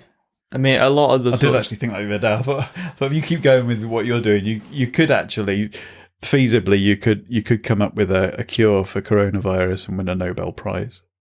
Well, actually, a teenager did find something that looked promising for. Yeah, and exactly, and that's where the research happens, is in universities. I mean, I don't know. I don't think microbiology is particularly my thing. Like, it's interesting enough, but like, you know what I mean? I like evolution. There's a lot of people. There might be a lot of society might be geared towards. It might be measuring the progress of society in numerical terms, in financial terms, but there's an awful lot of us that are. I do in it for the wonder that with like the politics and law students, how many of them are getting into that for. Well, particularly more like law students, like getting into that for like just money, or whether they actually want to make a difference in that. Yeah, I like a good courtroom drama, but I think that illustrates something that it's an interesting one, because again, there's got to be a detachment there with legal systems, hasn't there? That you've got to be representing people who are innocent, but you've also got to be representing people who are murderers. And yeah, in extreme cases, but yeah, but your job and your responsibility under the, you know, it's like an oath kind of thing, is that you have to represent them to the best of your ability and get them the best legal representation. And I don't think you can really. You have to, as much as possible, separate yourself from what's right and what's wrong. You know, kind of abandon the idea of a moral code and look at what the law says and what the law is going to be able to. And I suppose you do have a certain amount of influence in terms of setting precedents in courtrooms and stuff like that. I suppose that's where the real change comes about. But, you know, there must be a hell of a lot of just going through the motions and processing case after case of the usual bullshit, you know? Yeah. Helping somebody to get away with something that you deep down as a human being think is absolutely fucking atrocious that they've done. But you've got to represent them to get them the best deal. I mean, I guess with that also, even if you know that they've done something quite horrible, like, most of those people would plead guilty for whatever reason. Sometimes that can be because the legal system's pretty broke, but you're trying to help them get what's fair. Yeah. Like, even if they are murderers, they don't deserve necessarily. And I suppose the other thing is what they would get without your defense. You're not as a lawyer. You're not there to pass judgment. And if somebody has committed murder, they're still a human being, and they have reached that point in their life where they've committed that crime through whatever they've lived through. And the decisions that they've made are obviously a part of that. But I don't think anyone has the right to... Well, everybody has the right to believe or think what they want, but I think people are wrong if they believe that they're not capable of anything under the right circumstances or the wrong circumstances. I think that's where people who do tend to be judgmental have this idea that they would never do something. Yeah, well, but I think everyone is capable of anything pushed. Well, there's always that hypothetical of, if you were in 1930s Germany, would you fight back? Because most people didn't. Yeah. Either out of fear or out of apathy. I mean, a lot of people didn't even know what was going on with the Holocaust. But no. And I gotta say, I find it quite easy to believe that a lot of people would just stand by and let things gradually happen like that again. I mean, you could argue that they are right now. Yeah. I mean, I guess there is a positive. You hope that it's not going to get that far, but you can see how it could. With information being a lot more available, like you were saying, like you were detached because the news was only on like twice a day. Yeah, like, but in the 30s, like that wouldn't, like, TV wouldn't even exist, really. No, I mean, even that, you'd have been watching Pathé newsreels at the cinema, you know. Yeah, like which were already a week out of date or whatever. Then everything would be from newspapers that were significantly influenced, obviously. Which, of course, they're not now. Well, yeah, but yeah, you've got stuff like Double Down News and WikiLeaks, and like, or just people that know stuff about something that you don't. There's a negative side to that, though, as well. You've also got all the conspiracy theorists as well. Yeah. So, like, that freedom of information is great overall, but you've got a lot of people that just don't have the discernment to weed out the bullshit, and everything is being fed. Yeah, that's a mass amount of information. I found, and pardon me. I'm wondering if because you've sort of. I haven't really lived before the internet. Like I've lived a bit before social media was that big, but so I found quite funny actually. Sorry to interrupt you, but one of the other podcasts I listened to, I think it was Customer is Always Weird, because I've listened to about 3 episodes of that. What's great is being back out delivering pizzas again. I'm getting a chance to pick up on all the podcasts that I've not been able to listen to that much.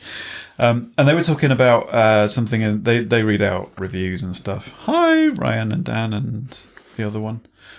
I always forget his name. Sorry. They don't listen to us anyway because we're shit. But what was I going to say?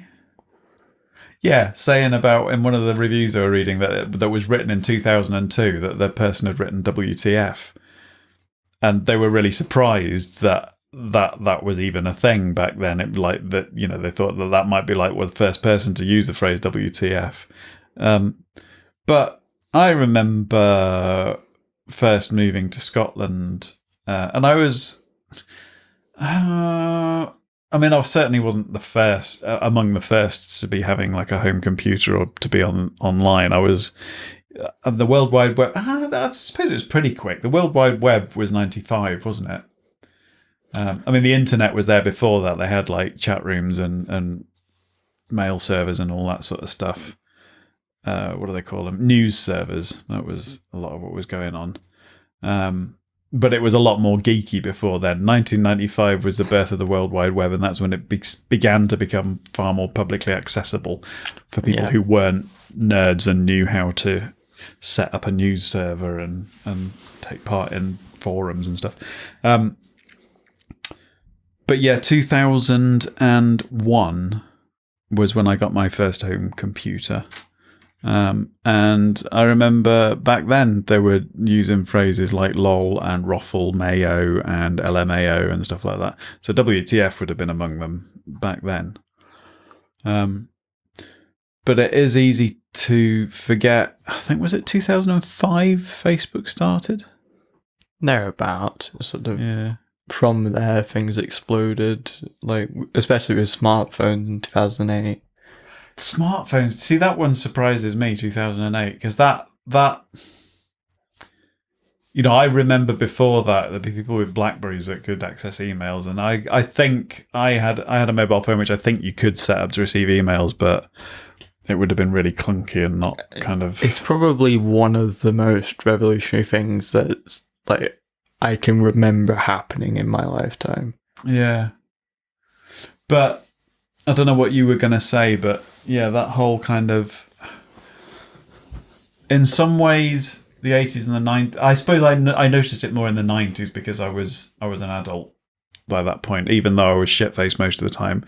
I loved the fact that I lived through my 20s in the 90s before all of this stuff happened, because I felt, I don't want to call it freedom, but you were on your own. It's like you're not in the wilderness, but you kind of, when I was out driving my taxi, there was a radio, like a CB radio in the car that I'd call in and get the jobs back for the next job and stuff like that. But when I'm driving around, I was on my own. Nobody was in contact with me. When I went on holiday to Spain, I remember walking 2 miles from where we were staying to get to an international phone so I could phone my girlfriend back at home. And they phoned back and spent 40 quid on a phone call for like 5 minutes or something in Spain. So, like, you imagine you're going on holiday for 2 weeks. You haven't got any contact. I mean, I remember once this taxi driver that was booked to pick me and Nan up to take us back to the airport. We went out for a walk on the day that we were supposed to be leaving. Went down to the beach for a walk for an hour, and then we were all packed and ready to get picked up to go to the airport. When we got back, the taxi driver was going fucking nuts, running around like, sort of, shit, I've got to get you to the airport. What time's your flight and all this lot? We hadn't even realised, and we'd been wandering around for like a week wondering why the bank was never open when it should have been, but the clocks had changed while we were on holiday, and we didn't even know for a week. It was that kind of freedom that it didn't matter. Yeah, but now I find it really difficult to sit on the loo in the morning without checking Facebook or my newsfeed. Yeah, like it's like you're a fucking mental prisoner. It's not good for your health, your mental health. But also, like, while I probably wouldn't know about any particular subject in as much detail if I read a book or even read a full article on something.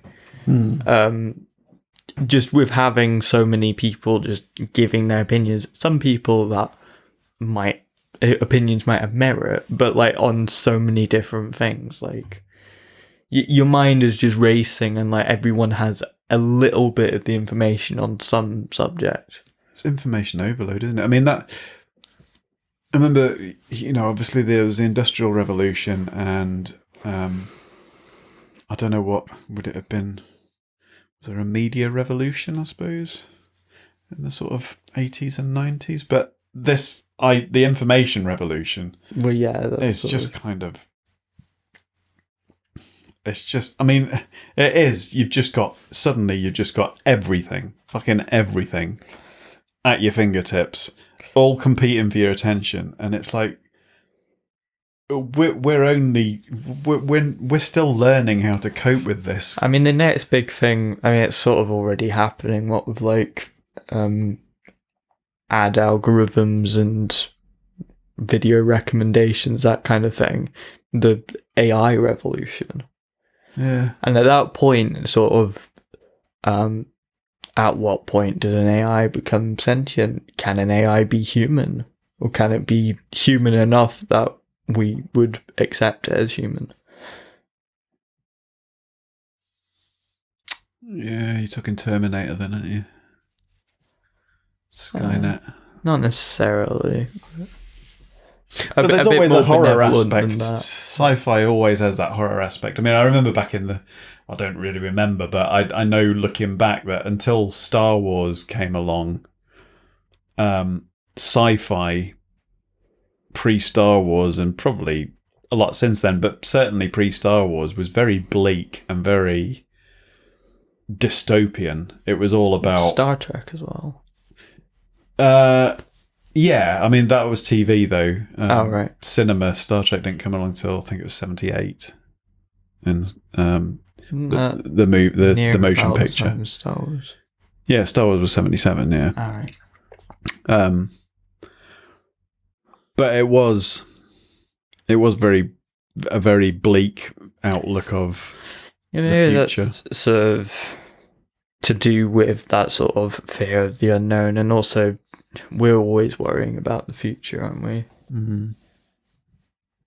It's sort of it takes a lot of energy and optimism to see good things happening. Yeah, again, I come back to the positive aspects, though. It's like, yes, there are always going to be negatives, but for instance, I have started playing computer games a lot, haven't I, over the last few weeks since I got the Xbox. And I mean, I've never really subscribed to this attitude that a lot of people have had about computer games just being bad for you, and, you know, kind of people getting addicted to them and stuff. People definitely do. It's just it's sort of like the sort of people that rail against like marijuana and drinking. But I'm alcohol. definitely seeing the positive aspects of, you know, there's hand-eye coordination and problem solving and entertainment as well. You know, there's certainly a lot of art in it and stuff. Yeah. And I think there was a similar kind of reaction to television when that first came along. And yet, you know, our sort of, well, probably more your grandparents' generation. I remember my grandparents, I mean, they did used to watch TV, but the TV was really kind of through in the front room, and the front room being the posh room that you didn't really go in much. You just went in like at Christmas to watch films and stuff. But a lot of the rest of the time it was, my granddad used to listen to the radio a lot, you know. And there's always something that's the new technology that gets frowned on by the people that didn't have it when they were kids. I mean, like, smartphones are kind of in that category now, aren't they? And there are bad aspects to it. There are addictive aspects to it, and the scrolling and stuff. There's got to be a way to deal with the mental health issues. Jealousy of not growing up with that, or do you think that's sort of like a fear of being left behind? I think it's more just a suspicious outlook of the future. You know, it's kind of it is that nostalgic good old days, looking through the rose-coloured spectacles and all this lot. I mean, you got to think as well. I mean, you know, I know I'm only just 49, sort of thing, but as you get along, as you grow older, I thought it was quite moving to see. What was his name? The guy that played Del Boy in Only Fools and Horses, being interviewed the other day on TV. And he was talking about the roles that he's played. Obviously, he was like in his mid-20s when they first started doing that stuff.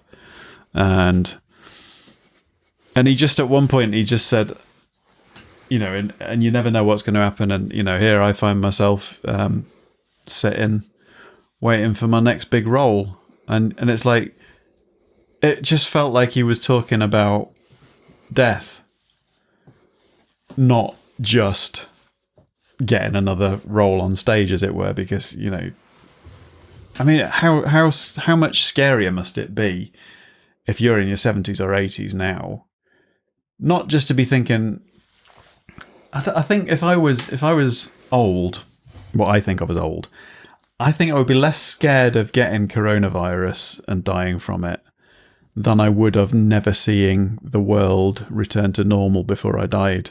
That to know that there's the potential that the rest of my life could be spent in a pandemic, in a global pandemic. Do you think that would make you want to sort of go against the rules in the way that some people have, to sort of say, well, I'm going to die anyway, and if I die during this, then that would be fucking miserable? No, because I think I'm the kind of person that would sit at home and play computer games and write music and just go on this shit because I'm not a miserable cunt. But there's plenty of people that are. So it takes all sorts. I have a Douglas Adams quote. Yeah, we should be winding up soon, shouldn't we? I've come up with a set of rules that describe our reactions to technologies. I've seen this before. Yeah. Good. Anything that is in the world when you're born is normal and ordinary and is just a natural part of the way the world works. Anything that's invented between when you're 15 and 35 is new and exciting and revolutionary, and you can probably get a career in it. Anything invented after you're 35 is against the natural order of things. I don't think I've read this book yet, Salmon of Doubt. I swear I've read this quote, and I don't think it's... I swear it was in Hitchhikers, one of them. I've definitely read Hitchhikers. I've definitely read Restaurant at the End of the Universe. I've definitely read Life, the Universe and Everything. I've definitely read Mostly Harmless. I'm not sure. I think I've read So Long and Thanks for All the Fish. And then is it The Salmon of Doubt? Is that the next one? I assume so. Just not sure. What? I'm just not sure. The Salmon of Doubt. I'm just not sure. Oh, not salmon. At least I hope not. I'll probably smell like one at the moment. My fingers do. Well, I bought 2 sides of salmon. Reduced to 6. No, they were reduced to £6.25 from 25 quid, so I had to pick them up. Getting up to fishy business. I've been down there. You know, there's a law about handling salmon in suspicious circumstances in London. What? The salmon fondlers of Soho. Well, I mean, maybe that's what it's talking about. I don't know. What? How would you be handling salmon in suspicious circumstances? What the fuck? 1986. 1986. What the fuck? Like, see, like I was 15 then. Yeah. This is to do with the fisheries thing. The difference between legal and illegal salmon fishery. Okay. Makes it illegal to handle salmon in suspicious circumstances. The Act defines what suspicious circumstances are. Oh, is it like... handling in terms of... Yeah, but it sounds like you're fondling. I'm just like... Oh. Yeah. I kind of want to put my finger in a salmon's mouth now and tickle it. They don't have teeth, do they? But you know the little opening that they call a mouth. There's a mouth. Yeah, that bit that goes. I want to tickle it with my finger now. I want to tickle it. The trout tickling's a thing. I'm sorry. Trout tickling is a thing. Maybe in certain parts of the web. No, it is. Seriously, you look at what's a trout tickler? I don't know. I don't want to look this up. It's my laptop. Okay, what is it? We're delving into the Fish politics. what is a trout tickler? The art of rubbing the underbelly of a trout with fingers. If done properly, the trout will go into a trance after a minute or so and can then easily be thrown onto the nearest bit of dry land. It's been practiced for many centuries. Wow, it's in Shakespeare in Twelfth Night. I think that's rude. It's used as a metaphor for bamboozlement by Olivia's servant Maria, who is about to play a vengeful prank on the pompous Stuart Malvolio. Close, in the name of jesting, lie thou there, for here comes the trout that must be caught with tickling. Shakespeare was often quite rude. Yes. A common practice used by boys, poachers, and working men in times of economic stress. Oh. So if all comes to naught, if we can't find employment of a fiscally advantageous nature, we can always go tickle a trout or two. Yeah, I'll pass on that. Okay, shall we finish? Probably. Because, I mean, there is a lot more to talk about with humanity. I didn't even As usual, we've just talked bollocks so for get to the two book chapters that I've read for my course that very much pertain to humanity. Imagine an alien species coming along in about 500 years' time and finding the ruins of a species called humanity. Yeah, it sort of makes you wonder, like, what would you leave behind? Like, will future archaeologists be examining your bottle of Samuel Adams and going, what were they drinking? Were they I was poisoning talking themselves? in our Mature Student Society chats, coffee chats, I was talking to a geoengineer, somebody who's doing geoengineering, and they were doing something on some kind of geography module thing, and they were talking about looking down through layers of Earth and how far you have to go down to check out different parts of the past, and they were able to go down so many meters to find out the history of the birch tree in our area and when it was here and when it wasn't here, and all that to do with the climate at the time and stuff like that. So chances are, if we do all get killed off, they'll be able to dig down and find some kind of that is something interesting, sort of the climate change. We might be the dinosaurs of the next million years. Relatively recently, with like genome sequencing, like a lot of stuff has been sort of expanded upon, like where we would previously just look at fossils. Somebody has got to be working with all of this money and power that some people have got. Somebody has got to be paying people to work on some kind of immortality. Yeah, they've been trying to do stuff like that with like stopping aging, gene sequencing. Yeah. Well, it's sort of like trying to stop that sort of programmed cell death, essentially. Yeah. But there are apoptosis. Species that are essentially immortal, aren't there? That don't age. Yeah. I mean, see, I've often thought about this, the immortality thing. I'm I think quite unusual in that if I had the choice, I would choose to. Well, it's kind of like eventually, just by chance, you would probably develop cancer.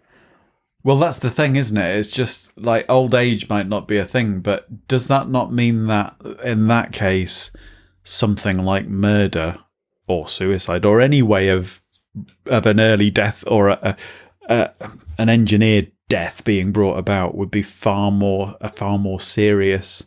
It would be like killing a god, because you basically be ending an immortal's life. You'd be curtailing the infinite. That is an interesting point, because like I was saying, Not just taking a few years off somebody. with that, like looking at how many years are lost, if you're killing an immortal, like that's potentially It's an infinite crime. well, not necessarily infinite, because it wouldn't be infinite life. No, you've still got the heat death of the universe to worry about. Well, yeah, but I doubt most people that are immortal would live that long. They wouldn't be immortal then, would they? Well, Unless they managed immortal to in terms of transcend- aging, but Unless they've managed to transcend the physical universe. I wouldn't know how to do that. Well, clearly. I think mean, anyone would. you can. There's been like talk of like transferring your consciousness into a robotic body, Yeah, but they can die, can't they? but then you kind of need to decide what consciousness is, and Yeah. can that even be transferred? We ought to stop. We ought to. Shall we wind up the episode and then we can do some afterbirth? We should have a note to end on. Do.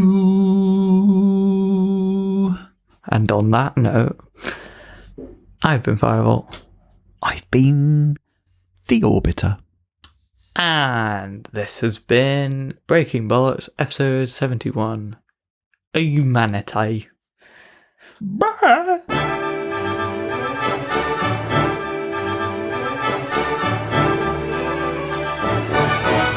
You've been the manatee. I want to tickle a trout now. It just think- sounds like a fetish. Do you think they giggle? Do you think trouts giggle? I don't think they have the capacity. But, the thing is, it's obviously a thing. Because I've heard of it, it's in Wikipedia, it's a thing. Trout tickling is a thing, I know it's a thing. Yeah. But the art of rubbing the underbelly of a trout with fingers and doing it properly so that the trout goes into a trance, who found that out? Probably some old codgers. I don't fucking know. Oh, let's rub the underbelly of this trout and see what happens. Oh, you're not doing it properly. How do you know? No one's ever done it before. Who found out that if you rub two pieces of rock together really fast, you make this really hot thing? I think it's bullshit. What?